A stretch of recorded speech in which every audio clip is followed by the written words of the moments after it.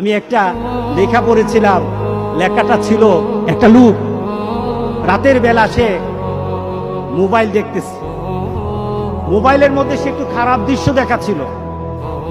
এমন সময় মেয়ে গিয়ে ঘরে ঢুকলো, মেয়ে ঘরে ঢুকে দেখলো বাবা তার মোবাইলের মধ্যে খারাপ দৃশ্য দেখে।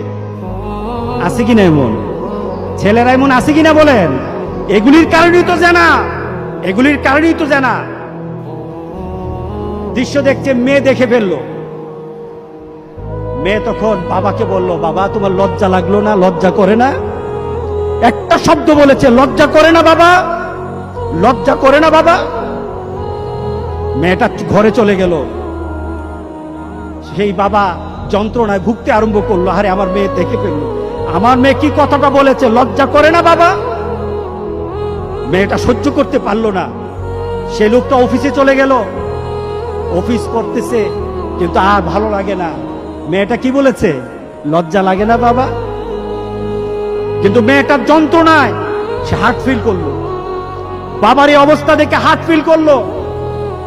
মেয়েটা এরপরে মারা গেল।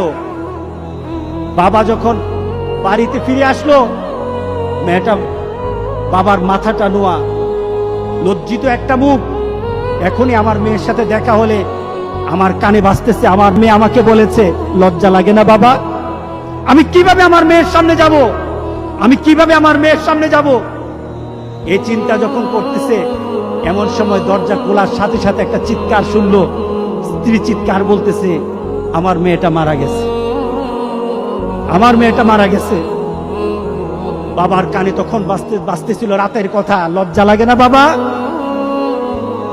তার দাফন হলো, তার জানাজার ব্যবস্থা হলো।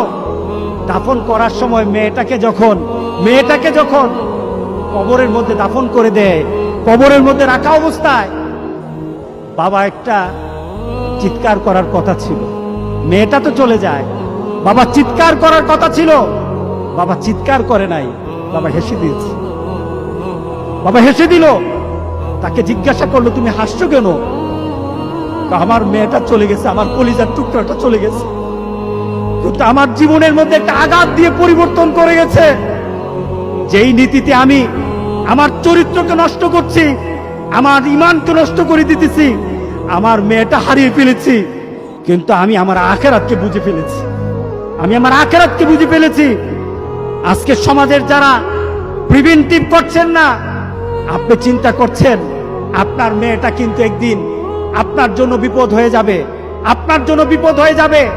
এই মেয়েটা যদি চরিত্রবান হয়, তাহলে আপনার জন্য এটা কাল হাসুরের দিন আপনার জন্য অনেক কিছু পাওয়া হবে।